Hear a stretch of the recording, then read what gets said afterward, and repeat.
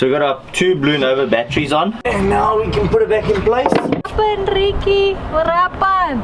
Ricky's a real modern day Picasso. She was old and neglected, so we cut her to bare holes and built her up from the ground with our blood, sweat and tears.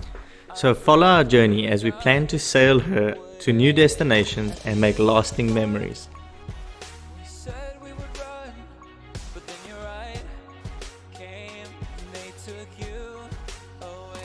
So we've got our 2 Blue Nova batteries on, and what we're going to do now is connect them in parallel. So our system is 12 volts, and then we have the inverter which does 220 for us. So with the information from James and stuff, I made these cables, and I think you saw it in some of our previous videos where we crimped them down nicely and did all the heat shrinking and all of that. So we're running positive and negatives together, and then these go cross opposite. So the positive comes to this terminal, and then our negative goes to the other battery's negative, and that's for balance charging and all of that kind of good stuff. So we've got Basil here today, giving us a little bit of a hand in the aft cabin to get things connected. He's an electrical engineer, so we're in good hands. So we just hook these up, get that washer and spring washer. A washer distributes the load. A spring washer acts as a locking mechanism for whatever you're fastening it with. In our case, where we used washers, we used double thick washers and double base washers, so we use them as a backing plate and a load distributor. And the spring washer we used as a locking mechanism for the fastening nut that we use. We didn't use a bolt, we used the nut. And so yeah, that's the purpose of a washer and a spring washer. So that fluff cake is in. And both our batteries are off at the moment. If you'd like to know more about the batteries we have installed, click above. Probably leave it a little loopy so we can get some comms cables in there. Second one in.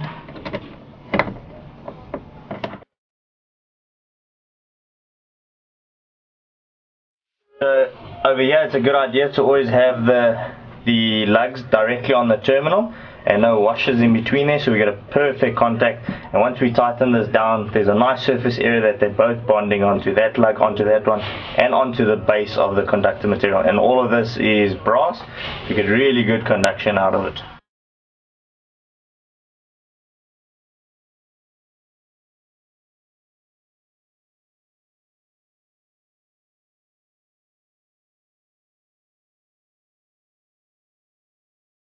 So there's it all connected. So we've got the positive on this battery where we're drawing from, and the negative on that battery we're drawing from. Both these cables are the exact same length, and both these cables to the supply are precisely the same length up to the millimeter. So that's what they said was important for me to do, and that's what I did. And they're both off. Should we crack them on now? Yeah. Ricky and Basil connected up our batteries to our Victron inverter.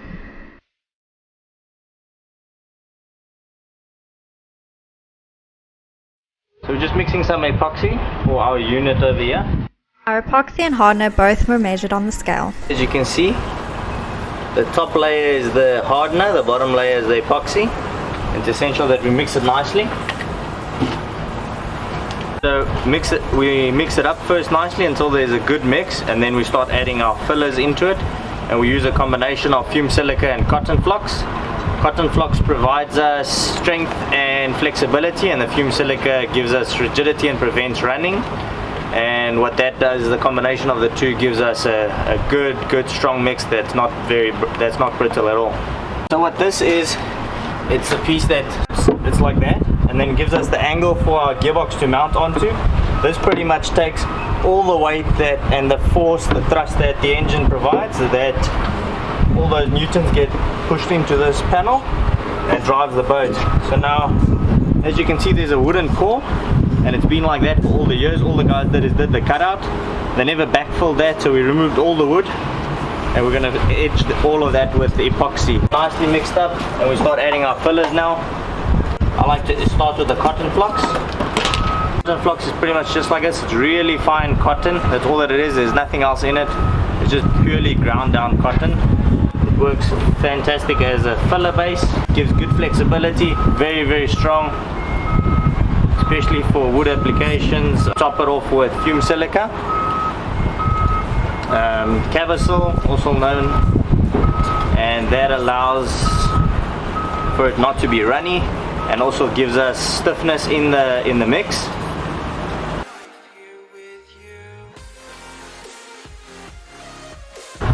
Drilled and hit this out with a chisel, and then all I did is a grinder, and I took a grinder to all the bonding faces of the polyester to make sure that I'm going on to raw polyester when I'm bonding.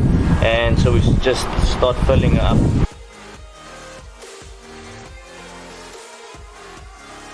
I'm going to do starch here at the bottom, because this was the area where we had some rotten core.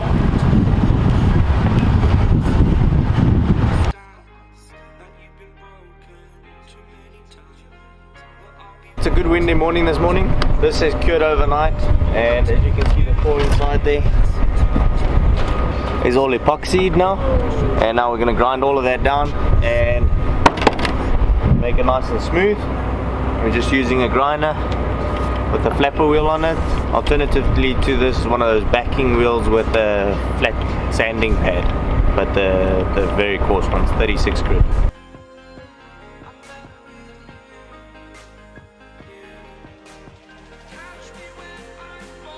So after a couple of minutes of grinding down, I'll show you what that core looks like. And you can see nice new epoxy core right around.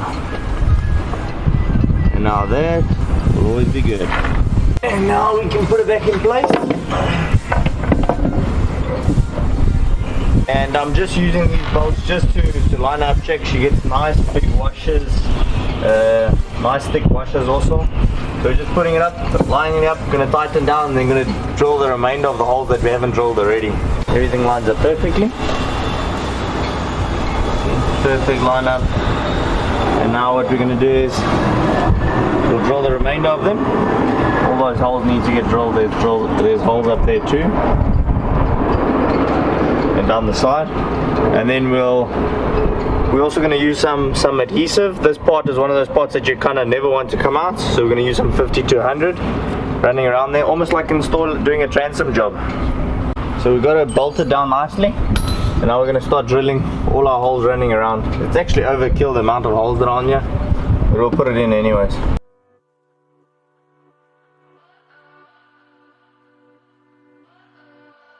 I'd filled up those holes with epoxy, so they're pretty full and tough to get through.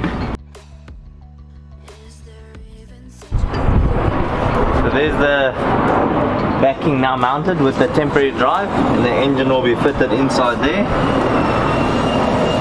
Got that temporarily in now. It's not permanent. There's still a couple of adjustments. Once we get the engine, we'll adjust and change and so forth. But for the most part, that's what it's going to look like when it's in place, and then the gearbox drive will hang from there. Looks so much better than what it used to look like, and the white just makes it look awesome. We installed our electronics cover as well.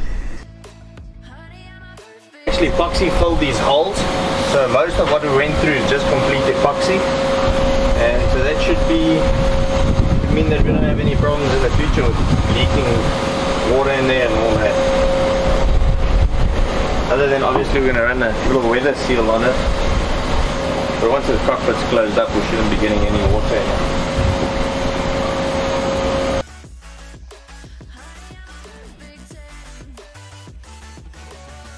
We started on installing our cockpit windows. If you'd like to see the process of how to install your windows without bolting them in, check out the link in the description below or above.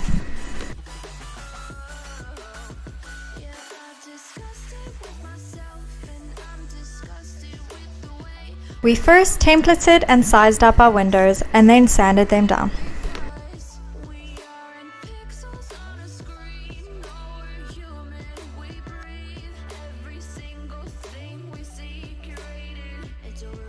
That's the initial marking, then we'll cut it off, and then we'll prime that area, and that'll protect the Sikaflex from the UV and everything else from the UV.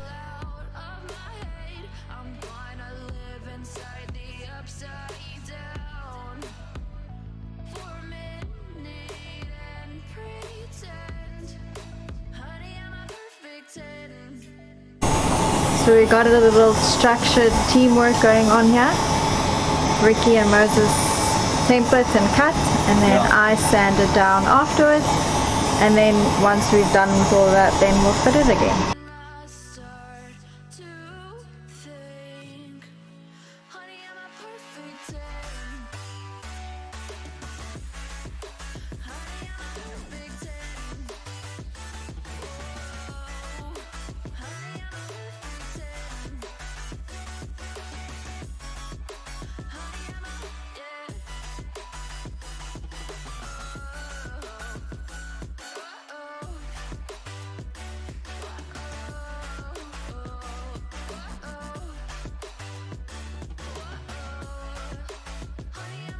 We're just using the activator, that 205. It's actually just like a kind of cleaner, and so that's what we're going to clean the surface area that we've prepped with. And we've sanded these edges, so right around where we're gonna prime the polycarb, we've sanded those edges with 550 grit, 600 grit on an orbital sander. Polycarb's not always the best option. It's definitely the strongest, but it's not the best. It does fade with time, but we already had the material and we bought this in the beginning of the project, so we're going to use it. And this is for our cockpit area, so we get it all primed and cleaned up. Clean both your polycarb as well as your fiberglass.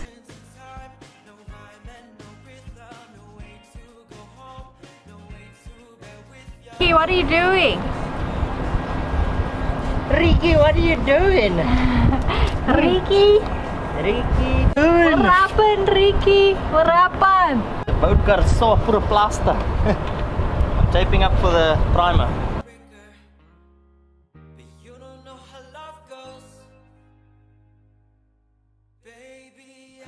I'm in the fiberglass. I can't hear you, the seagull went Keep over. priming the fiberglass. Ricky's a real modern day Picasso. Prime the fiberglass. Didn't I say use the sponge? You did, like I said in my first video, always use the sponge. These high-tech sponges are a bomb.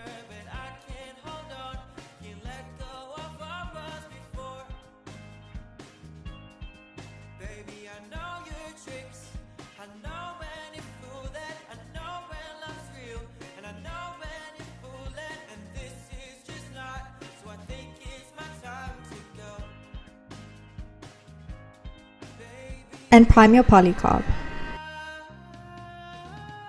In the polycarb with one of these, so all we do is get one of these high-tech cleaning sponges, cut it in four and just keep on using them until it starts breaking up, and then get a new one.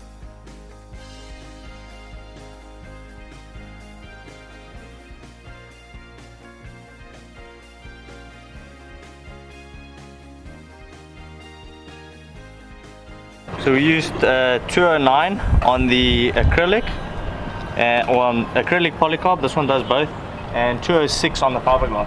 To keep the polycarb from moving and secure it, we paste VHB tape around on the fiberglass.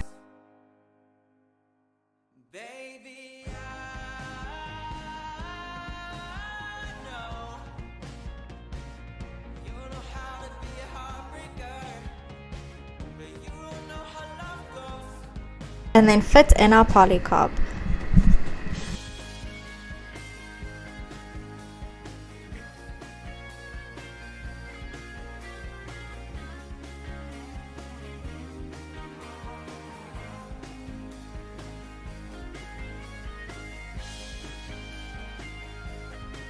We ran a solid thick bead of Sika around the inside as well as the outside of our polycarb.